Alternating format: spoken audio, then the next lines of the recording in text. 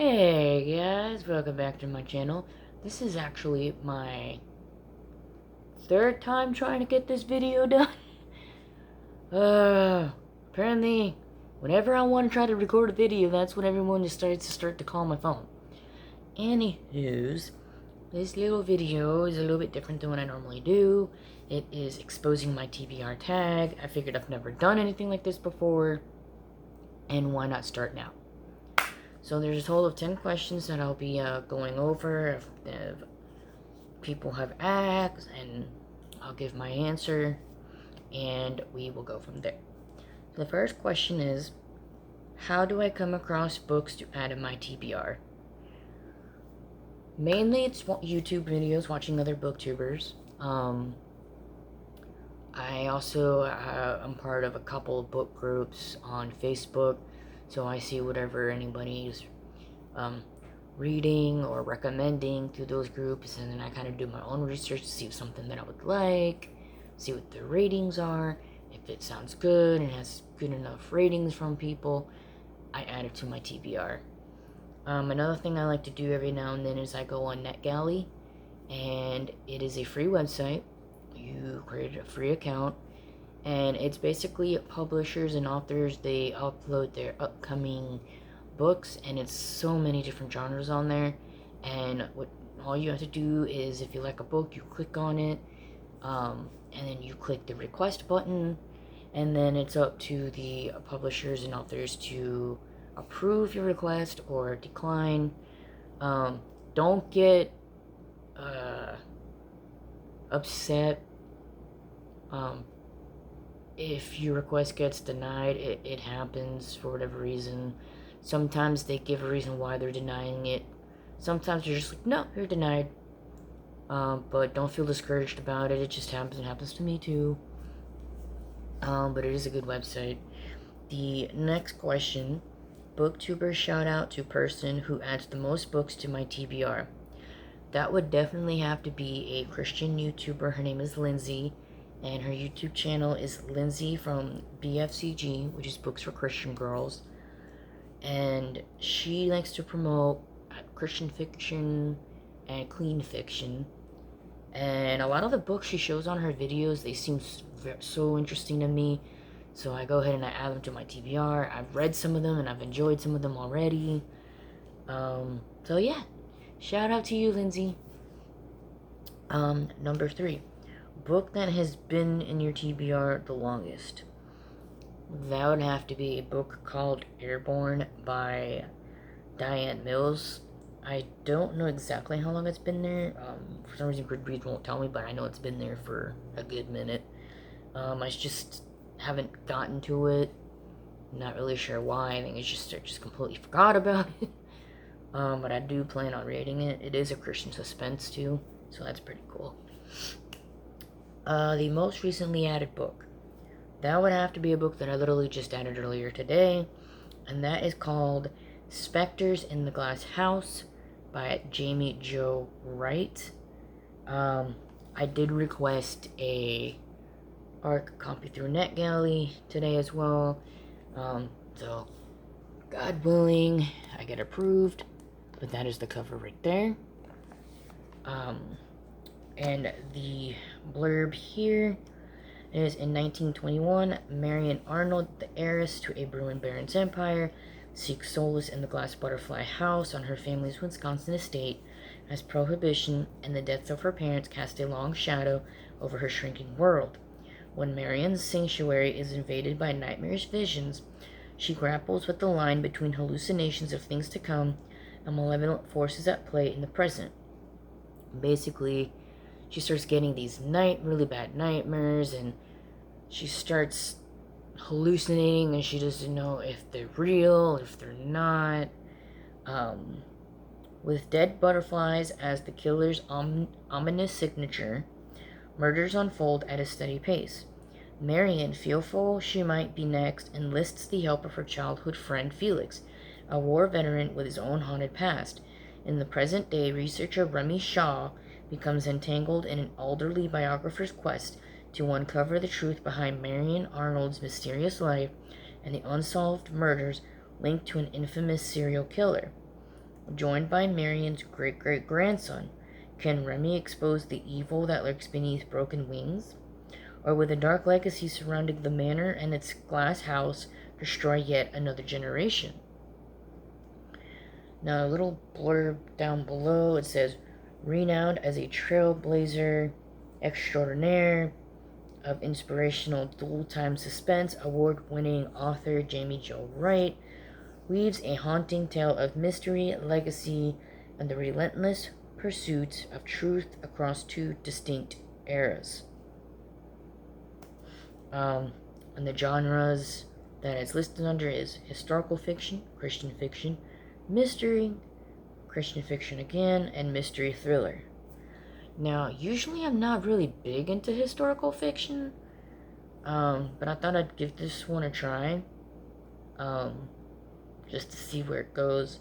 I did see, there is, it deals with mental illness in this story, so if that's the thing that kind of bothers you, maybe you wouldn't want to read this story. It depends with me on how it's written, per se. I don't know if those are the right words. But yeah, I just added that one today. It does release October 1st of this year. So if I'm able to get a copy of it, I'll definitely read it for the month of October. Squeeze it into my October TBR. That would mark book number 8. Yeah. But I can do it, I know I can. Anyway, next question. The next question, number 5. Which book will I read next? And the next book that I'm planning on reading starting today is actually a short story. And that one's called The Tasting Menu by Stuart McBride. I'll go ahead and look it up here. It is a new release on Amazon Publishers, I believe.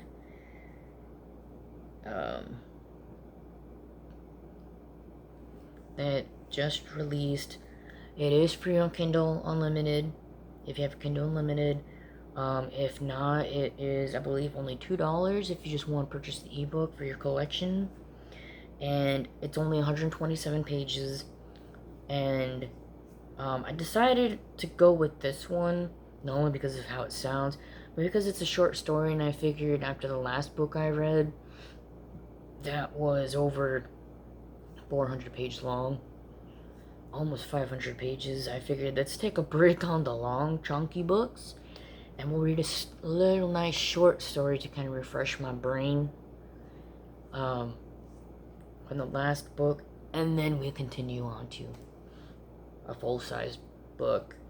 Now, this story is a short tale from the Stuart McBride, who's it says here he's a Sunday Times bestselling author of The Dead of Winter and the Logan McRae series. I'm not really familiar with those two. I'll have to look those up. And so this short story is about 3 friends who go on a foodie road trip to the Scottish Highlands and Islands to celebrate their pending retirement, expecting stunning scenery, great food, fine wines, and a chance to reminisce about the good old days. When they somehow secure a reservation at a remote and extremely exclusive restaurant set on a private island in Lochbroom. I don't know if it's Lochbroom or Lochbroom, but it's Loch. They know they're in for a once-in-a-lifetime dining experience. The question is, what is on the menu? Because all is not as it seems. One of the 3 friends is a killer, one is a liar, and one will do whatever it takes to survive. So, right there, that just screamed at me, read. And the fact that it takes place in the Scottish Highlands, I like that. I like trying to read books that take place in Scotland or Ireland and Germany. because my husband, he's German, Irish, and Scottish. So, for that, I kind of wanted to read books that are like based on that. See the description of all those places and the beauty. And yeah. Sorry, somebody else is trying to call me, and I really don't want to redo this video because I'm already 10 minutes into this video. So let's see if we can try to finish this quickly. So number 6, most anticipated book and why I haven't read it.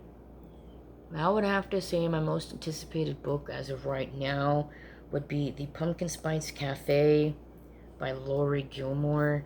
The reason why I have not read it yet, there's a couple of reasons. One, I've been wanting to read it in November because it's a cozy fall mystery, and I just figured the month of November is usually the cozy time of fall. And the other reason is the libraries around me on the Libby app, the wait times for the book, when one library is several months, the other one says unknown time limit. So there's that. So hopefully by the time November gets here, that whole time it will be down, if not gone, and then I can be able to check it out. I do know it is right now 99 cents for the ebook on Amazon. I might end up just purchasing it then if it's only 99 cents. I do own the second book of that series, the Cinnamon Bun Store, I think it's called. No, the Cinnamon Bun Bookstore, that's what it's called.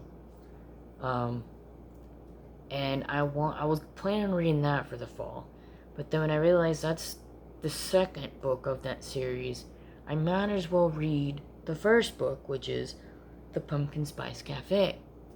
So if I'm able to do that, yay me. If not, hopefully I can read them out of order and not be too lost. And just go from there. The next question is books I added to my TBR because of the hype. That will definitely be the middle grade series, Keeper of the Lost Cities. I've heard so many people talking about it, even the YouTubers I watch the most were raving about it, and I decided I needed to add it to my TBR.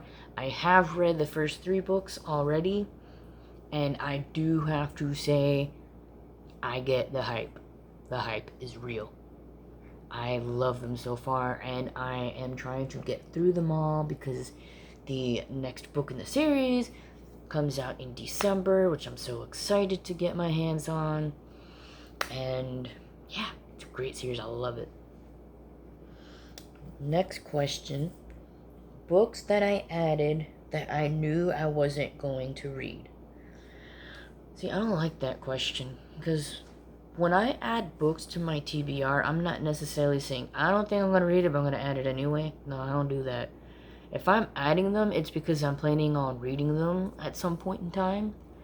Now if it comes across where it's a while and I start going through the list and I'm like, no, let me get rid of this one. I don't think I'm going to read this one. Then, that'll happen. The next question, any books on there that I will remove? I kind of sort of answered that with the last question, but most likely, yeah, whenever I do get the chance to actually sit down and go through my Goodreads TBR, I'm pretty sure there's probably going to be a chunk that I will get rid of, just because they've been there for like ever. And I just don't think I'm ever going to get to them. And the last question is grand review of number of books on my TBR. Okay, so my TBR on Goodreads is a grand total of 587 books. Now my physical TBR, I don't really know.